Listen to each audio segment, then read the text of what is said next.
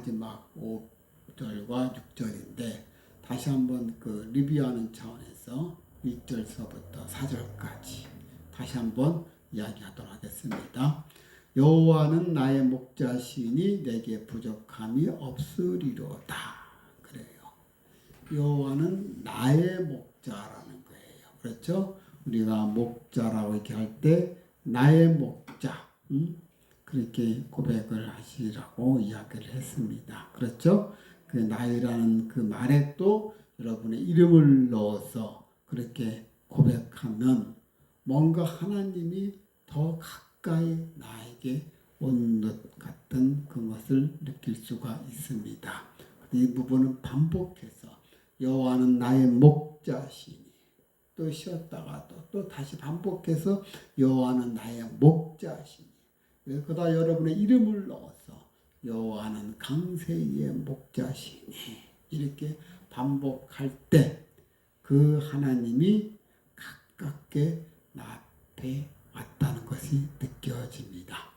그리고 두 번째 절에 가서는 그가 나를 푸른 풀밭에 누이시며 그 할 때 누이시면은 즉 하나님의 나를 눕게 하셨다는 거예요. 그렇죠?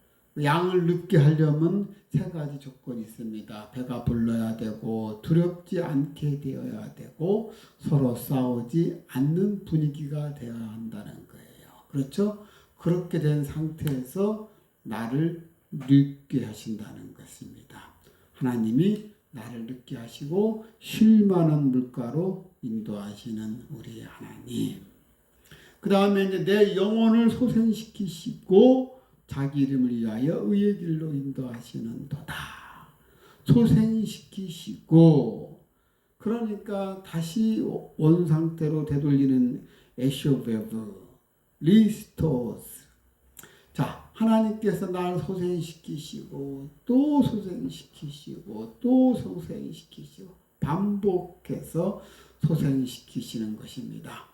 그렇습니다. 하나님은 우리가 무너진 것을 보고도 놀라지 않으십니다. 하나님은 우리를 소생시키시고 또 소생시키실 미리 준비를 하고 계신다는 거예요. 그렇습니다. 우리의 또가 하나님께서는 이미 예정된 은혜의 순간이라는 것입니다. 그 다음에 이제 4절에 가서는 내가 음침한 골짜기로 다닐지라도 그렇습니다. 이 구절에서 이제 놀라운 변화가 생깁니다. 그렇죠? 그동안에는 3인칭 그라고 표현했던 것이 이제는 2인칭 그가 바로 주로 바뀝니다. 주께서 나와 함께 하심이라. 그렇습니다. 그동안에는 하나님을 멀리서만 이야기했는데 이제는 직접 남에게 설명하듯이 골짜기에 들어가니까 하나님을 직접 부르게 된 것입니다. 그렇습니다. 이 골짜기가 나와 하나님과의 거리를 좁히게 한 것이라는 것입니다. 그렇습니다. 가장 어두운 그 순간이 하나님과 가장 가까워지는 순간이 된 것입니다. 그 다음에 이제 주의 지팡이와 막대기입니다. 지팡이는 길 잃은 양을 인도할 때 쓰는 것이고 막대기는 맹수들의 공격을 저지하는 데 사용되는 호신무였습니다. 이로써 우리는 인도를 받으며 보호를 받는 것입니다. 사망의 음침한 골짜기 같은 세상에서 하나님을 의지하고 따르는 자들에게는 하나님께서 보호자와 인도자가 되어 주시기 때문에 두려움이 없고 생활 속에서 평화를 누리게 되는 것입니다. 자, 이 4절을 우리가 이야기할 때는 설명하는 톤에서 대화하는 톤으로 이렇게 바꾸면서 읽으라고 이야기를 했습니다. 자, 이제 5절로 오늘의 토픽 5절 왔습니다. 주께서 내 원수의 목전에서 내게 상을 차려 주시고 기름을 내 머리에 부으셨으니 내 잔이 넘치나이다. 이제 이 부분에 와서는 완전히 다른 국면으로 들어갑니다.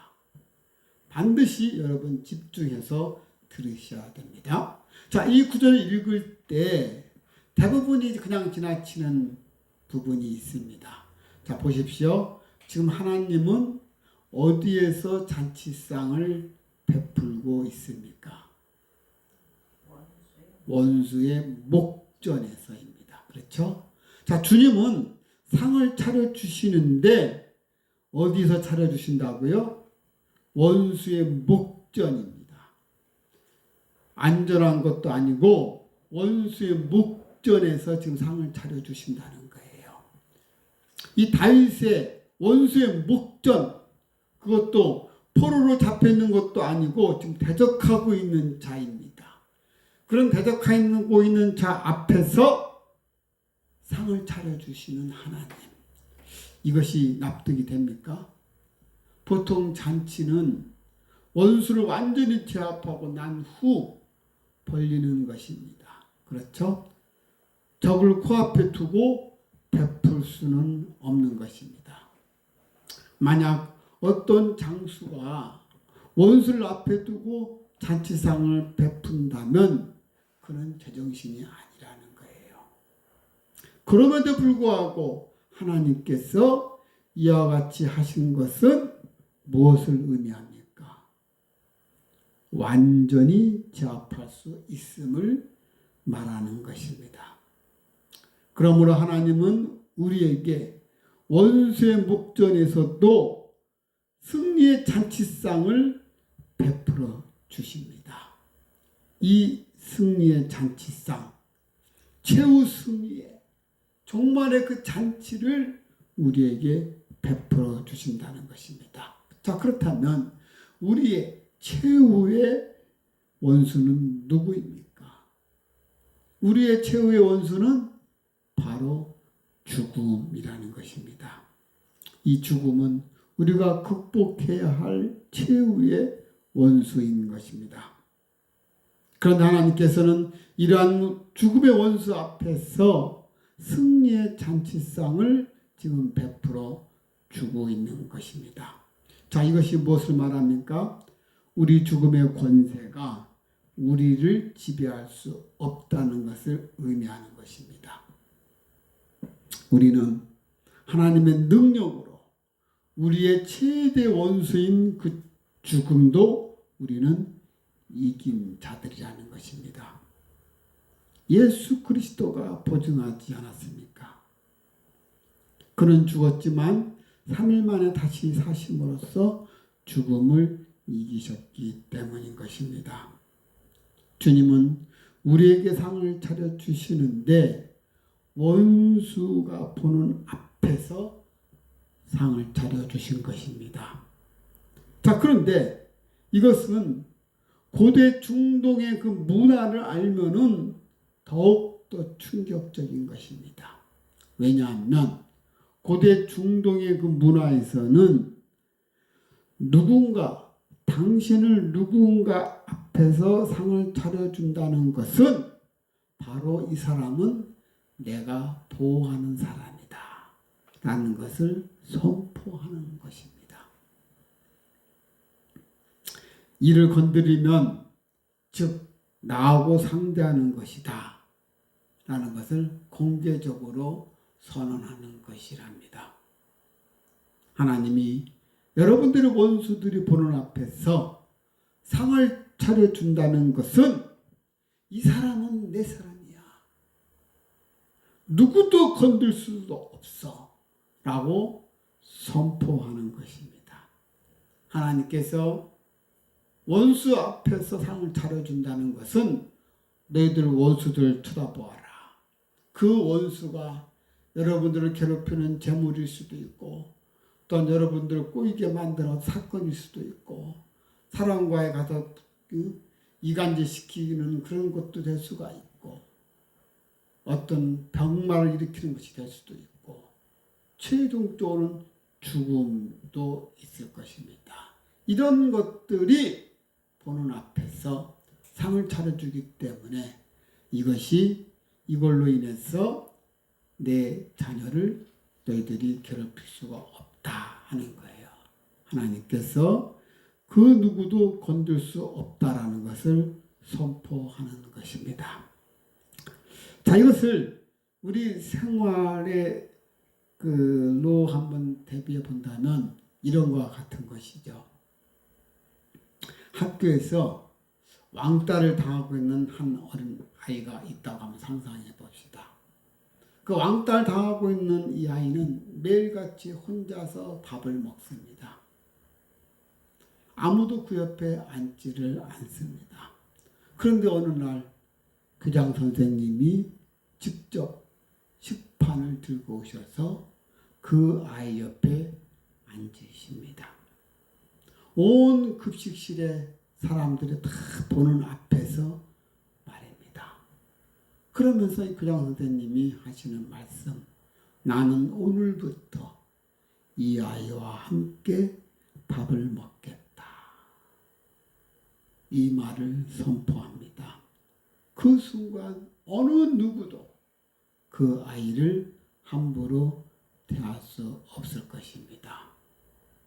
교장 선생님이 내가 오늘 이 순간부터 이 아이와 항상 밥을 같이 먹겠다고 선포하는 그 순간, 그를 괴롭혔던 그 학생들도 그 아이를 건들 수가 없을 것입니다. 그렇습니다. 하나님께서 하시는 일이 바로 이것이라는 겁니다. 여러분을 무시하는 사람들이 보는 앞에서 하나님께서 직접 식탁을 차려주시는 것입니다. 이 사람은 내가 함께하는 사람이다. 이 사람은 내 사람이다. 이것을 온 세상 보는 앞에서 선포하시는 것입니다. 지금 여러분을 괴롭히고 있는 사람이 있습니까? 지금 여러분을 무시하는 사람들이 있습니까? 혹시 여러분을 괴롭히는 그 어떠한 것이 있습니까? 비웃는 환경이 있습니까? 하나님은 바로 그 자리에서, 바로 많은 사람들이 보는 그 앞에서 여러분에게 상을 차려주시겠다고 약속하신 것입니다.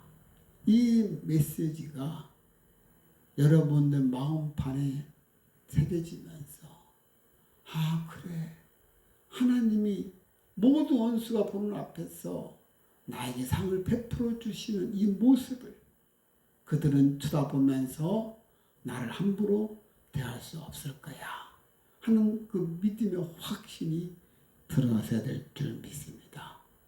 그러면서 내 머리에 기름을 부으신다는 거예요. 그러자 나는 내 잔이 넘치나이다고 고백을 합니다. 자, 고대 근동에서는 자신의 집에 귀한 손님이 방문했을 때는 값비싼 그 기름을 이렇게 머리에 발라주는 그런 풍습이 있답니다. 보통 머리 발라주는 일은 하인들이 하지요.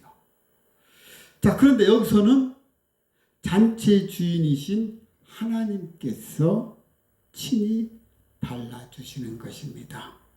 이것은 주인의 극진한 대접을 의미합니다. 즉 여호와께서 다윗을 매우 존귀하게 하셨음을 의미하는 것입니다. 여기서 잔은 내 잔이 넘치나이다고 고백하는 이 여기서의 그 잔은 하나님이 다윗에게 허락하신 기업을 의미하는 것입니다. 즉 다윗이 누리는 축복인 것입니다. 따라서 본문은 다윗이 단순히 원수들의 위협에서 벗어나 목숨을 보존하는 정도가 아니라 엄청난 축복 가운데 있음을 지금 고백하고 있는 것입니다.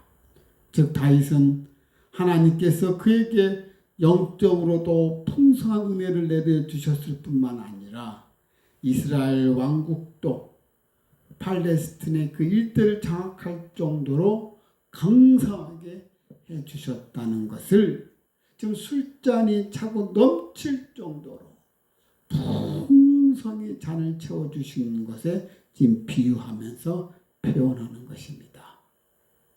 오늘날에도 우리에게 베푸시는 그 하나님의 그 은혜는 이와 같이 조금 조금도 부족함이 없이 늘 풍족하고 충만한 것입니다. 근데 다만 문제는 뭐냐? 우리가 그 같은 풍성한 하나님의 은총을 받아 누릴 수 있는 그 그릇을 준비하고 있느냐 하는 것입니다. 하나님께서는 우리에게 그런 풍성한 은혜를 베풀어 주시는데 우리는 하나님의 그 풍성한 은혜를 받을 그 그릇을 각자 여러분들을 준비하고 있느냐는 것이 문제인 것입니다. 그렇습니다. 실로 예수 그리스도를 영접하는 자는 모두 다 하나님으로부터 주님과 함께 먹는 그런 승리의 잔치상을 받게 된다는 것입니다. 자, 그리고 이제 마지막 6절 한번. 이 마지막 6절을 보면 지금 다윗이 자신의 신앙 고백을 하고 있는데 내 평생의 선하심과 인자하심이 반드시 나를 따른다고 이야기를 하고 있습니다. 자, 여기서 이 선하심, 이 선하심의 원어는 토부입니다. 근데 이 히브리어의 토부는 하나님께서 창조 사역 당시에 당신이 지으신 그 피조물을 보시고 하신 말, 곧 좋았더라 와 같은 말입니다. 토부, 좋았더라, 좋았더라. 그렇습니다. 이 토부란 단어는 하나님이 말씀하신 좋았더라는 것을 선포하는 그 말하고 똑같습니다. 그러므로 하나님의 그 선하심이라는 것은, 즉 토부라는 것은 하나님의 뜻과 그 목적에 맞는 것을 의미하고 있는 것입니다. 이러한 하나님의 선하심이 다윗 자신을 따른다는 것은 그러니 그의 삶이 좋을 수밖에 없는 것이지요. 그리고 또 인자하심, 이 하나님의 인자하심은 헤세드입니다. 이 헤세드는 하나님의 변함없는 사랑을 말합니다. 여러분, 하나님의 그 변함없는 사랑이 우리가 말로 어떻게 표현할 수가 없어요. 시편 저자는 이 하나님의 헤세드를 뭐라고 어떻게 표현했는가? 우리 다 같이 한번 시편 136편 한번 보도록 하십시다. 이 시편 136편을 보면서 정말 하나님의 사랑이 어떤 사랑인가 하는 것을 시편 136편은 하나님의 인자심이 영원하다고 26번이나 반복해서 지금 이야기를 하고 있습니다. 그렇습니다. 여기서 하나님의 사랑을 우리는 확인할 수가 있는 것입니다. 이렇게 하나님의 사랑을 우리가 변함없는 하나님의 그 사랑, 하나님의 그 인자하심, 하나님의 그 헤세드, 이것을 우리는 늘 하나님께 감사해야 될 줄 믿습니다. 이러한 하나님의 그 헤세드가 토부와 함께 반드시 surely 반드시 나를 따른다고 이야기를 하고 있습니다.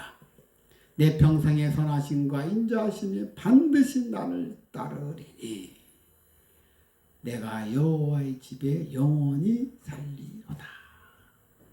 자, 그런데 여기서 따르다라는 이 단어, 이 원어를 보면은 정말로 놀랍습니다.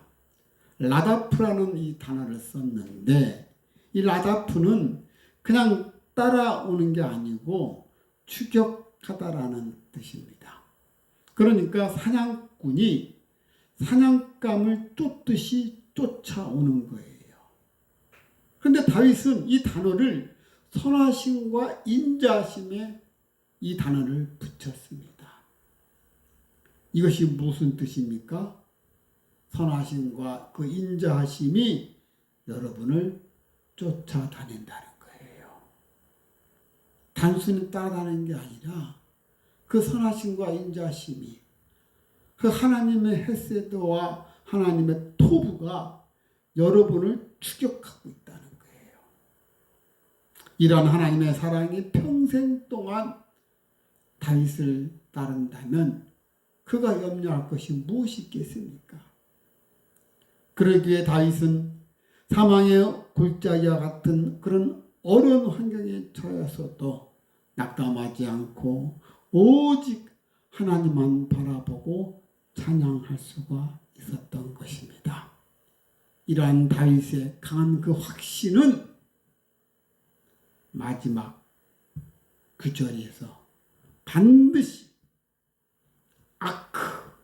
surely 여기서 잘 나타나고 있는 것입니다.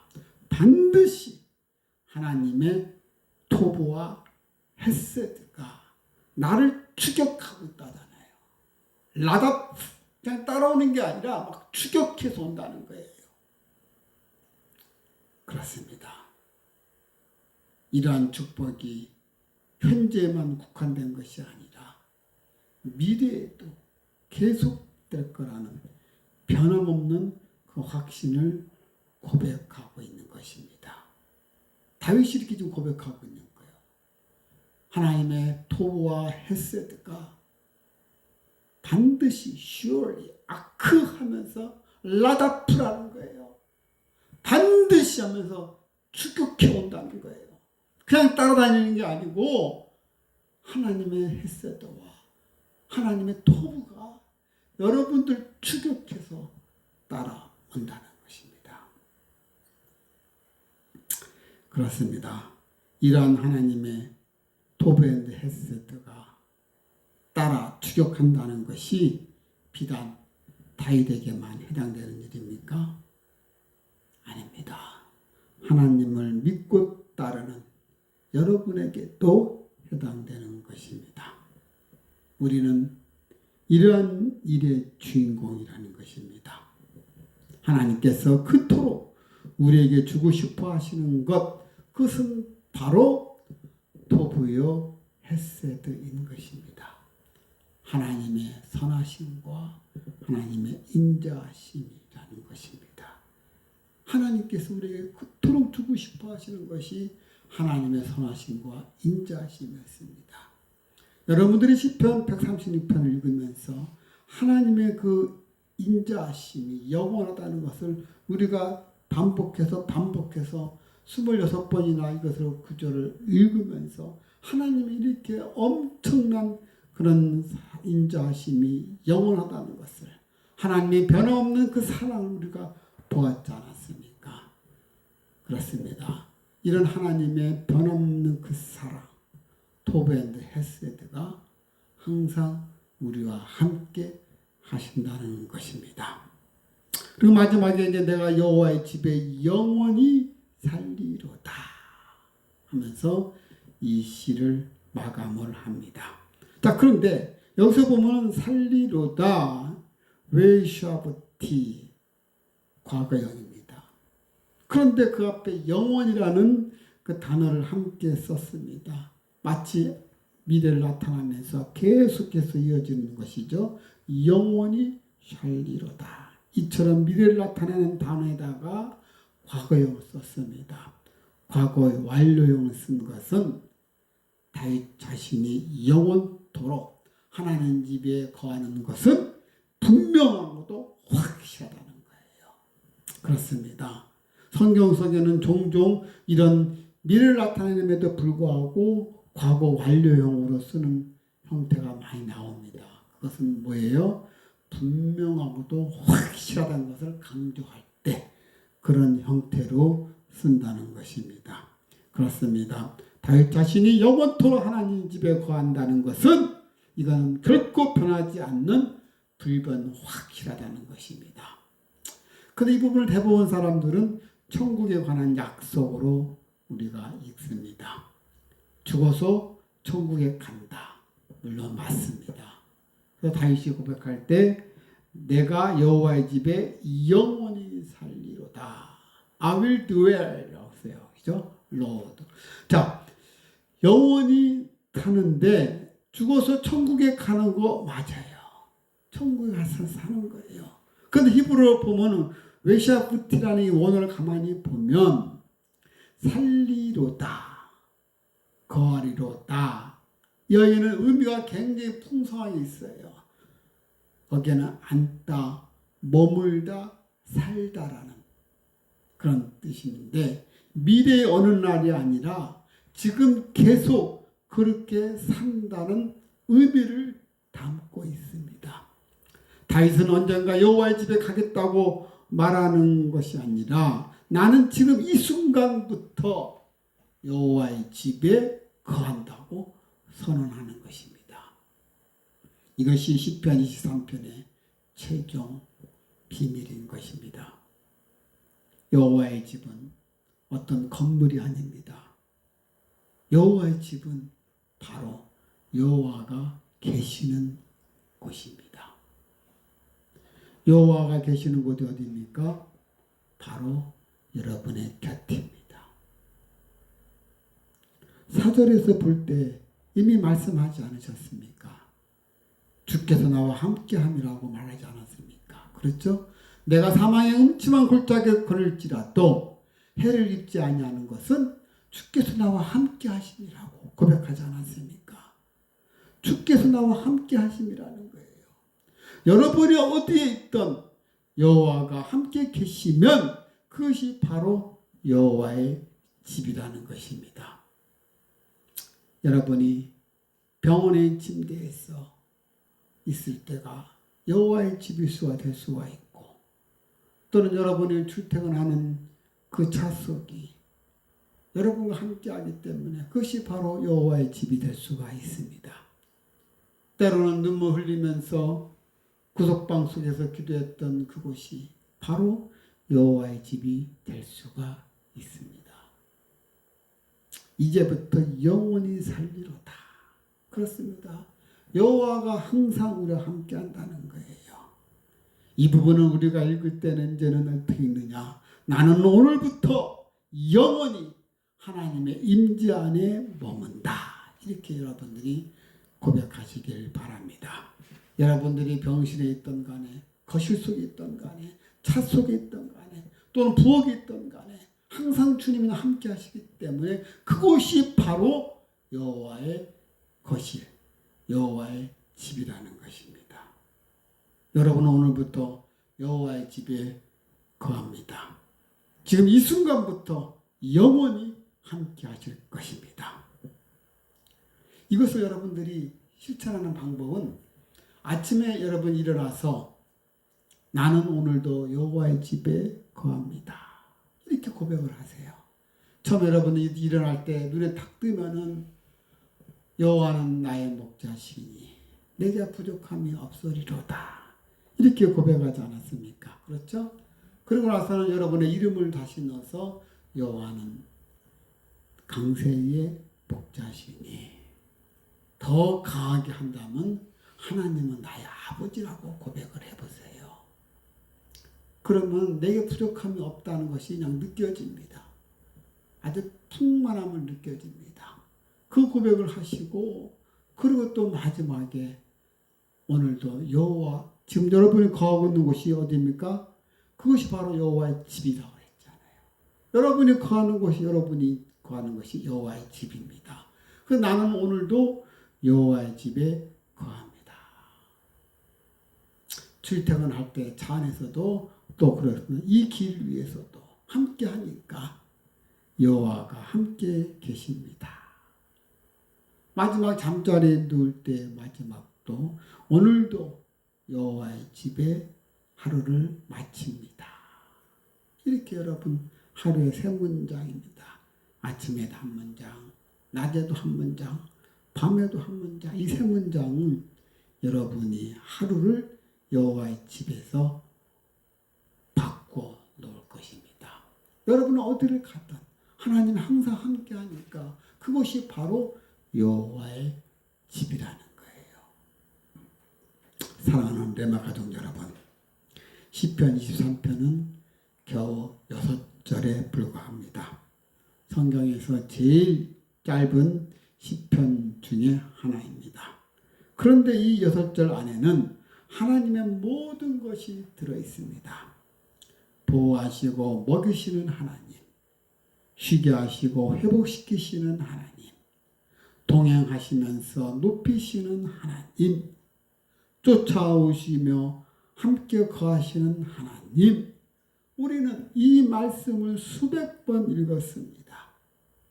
그런데 나으라는 한 단어를 놓치고 있었습니다.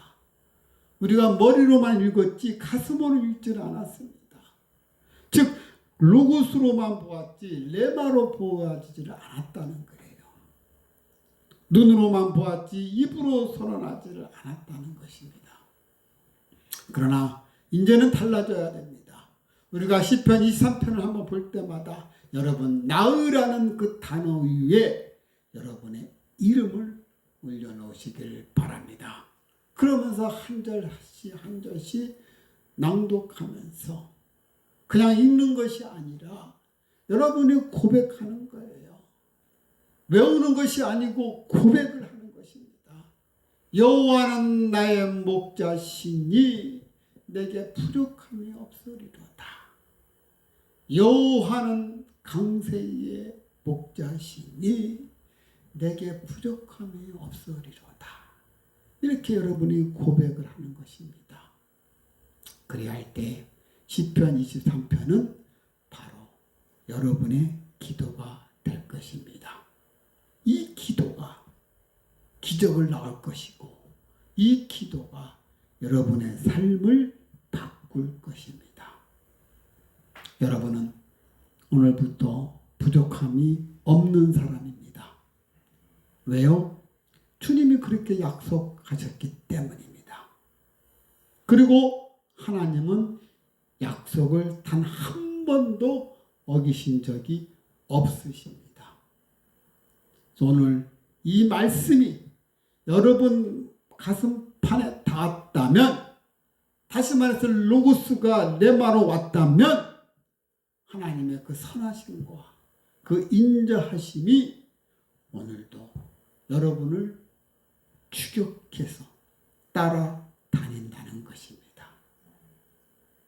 매일같이 여러분 아침에 일어나서 시편 23편을 펼치시고 나으라는 이 단에 딱 멈춰서는 다시 여러분의 그 이름을 한번 넣어가지고 선포하십시오. 여호와는 나의 목자시니에다가 여러분의 이름을 넣어서 여호와는 강세의 목자시니, 여호와는 이영희의 목자시니, 이렇게 선포 한번 해보세요. 그러고 나서 나는 오늘도 여호와의 집에 거합니다. 이렇게 또 선포를 하세요. 그러면 그 순간 모든 것이 달라지기 시작할 것입니다. 이 말씀을 여러분들이 선포하면서 기적이 분명히 바뀌는데 그 기간이 단축되고 길게 되는 것은 여러분의 몫에 달려 있습니다. 우리가 하나님께서 기도할 때, 기도의 그 장성이 쌓을 때까지 여러분이 엄청나게 간구하면서 그 양이 찰 때까지 기적이 일어나지 않는데, 그것이 차게 되면 기적이 바뀝니다. 그러니 그 시기를 단축시키는 것은 여러분의 몫이라는 거예요. 여러분이 간곡하게 계속해서 매일같이 이 말씀을 붙잡고 선포하며 기도하게 되면 여러분의 삶이 짧은 시간 안에 변화가 온다는 거예요. 자, 그렇습니다. 다시 한번 중점적으로 결론을 말한다면 첫 번째 절과 마지막 절을 반복하는 거예요. 첫 번째 절은 뭡니까? 여호와는 나의 목자시니, 이 부분을 강조하는 거예요. 그러면서 나으라는 것에 여러분의 이름을 넣어서 하나님과 관계를 아주 가깝게, 중간에 사망의 음침한 골짜기를 지날지라도, 어떤 환경이 어떤 어려움이 온다 할지라도 결코 두려워하지 말라고 그러지 않습니까? 왜요? 하나님이 그때 직접 개입하신다는 거예요. 그런데 그 골짜기가, 그런 사망의 골짜기가, 그 어려움이, 그 위험이 곧 하나님을 하여금 나랑 가깝게 만든다는 계기가 된다는 거예요. 그렇죠? 그렇습니다. 그러니 여러분은 두려워할 필요가 없지요. 그 고백을 하고 그다음 마지막에 여호와가 나와 함께 하신다. 즉 여호와의 집에 거한다. 이곳이 여호와의 집이 있습니다. 여호와와 함께 나랑 있는 곳이 바로 여호와의 집이라는 것입니다. 이것을 깨달으면서 선포하시기 바랍니다.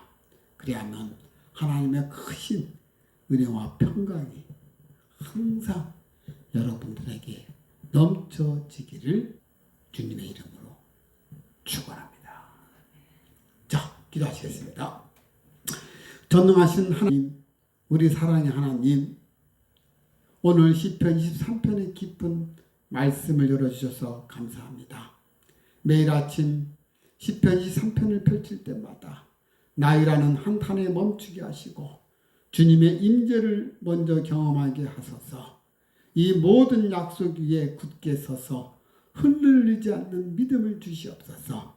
나의 목자이신 주님, 푸른 초장에 눕혀주시며 매일 영혼을 소생시켜 주시는 주님, 사망의 골짜기에서도 함께 걸으시고 원수의 목전에서 상을 차려주시는 주님, 선하심과 인자심으로 추격해 오시며 오늘부터 영원히 함께 가시는 주님, 이 모든 약속이 저의 것임을 고백합니다.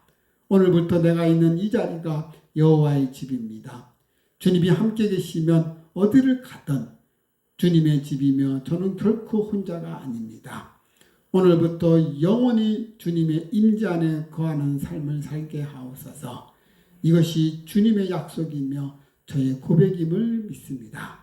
살아서 역사하시는 우리 주 예수 그리스도 이름으로 기도합니다. 아멘. 그렇습니다. 오늘 말씀을 다시 한번 여러분 가슴판에 새기면서 선포하시는 시간 갖도록 하겠습니다. 자, 오늘 주신 말씀을 붙잡고 기도하시면서 여호와는 나의 목자시니 할 때 여러분 이름을 넣어서 선포하시고, 그리고 오늘도 여호와의 집에 거합니다. 여러분이 가는 곳곳마다 그곳이 바로 여호와의 집이라는 것을 고백하면서 기도하시기 바랍니다.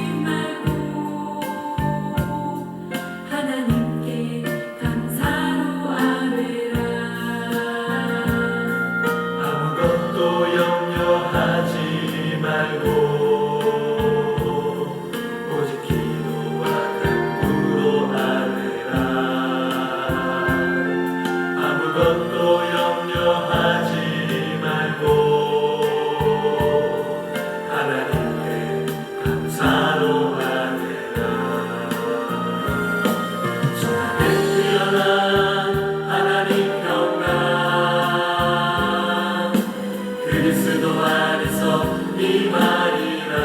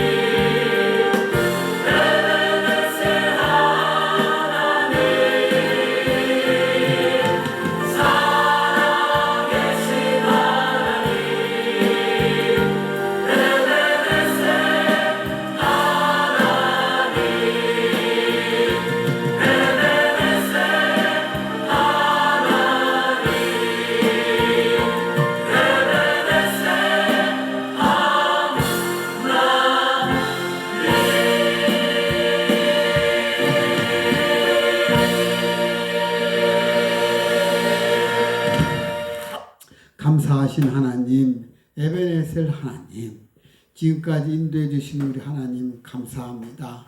아버지, 오늘 시편 23편의 말씀처럼 하나님은 나의 하나님이시고 내게 부족함이 없음을 다시 한번 고백하면서 항상 여호와는 나의 집에 거하셨습니다.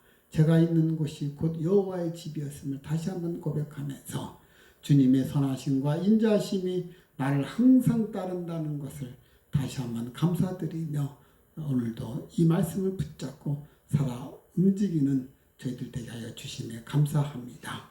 살아계신 예수님의 이름으로 기도드려옵나이다.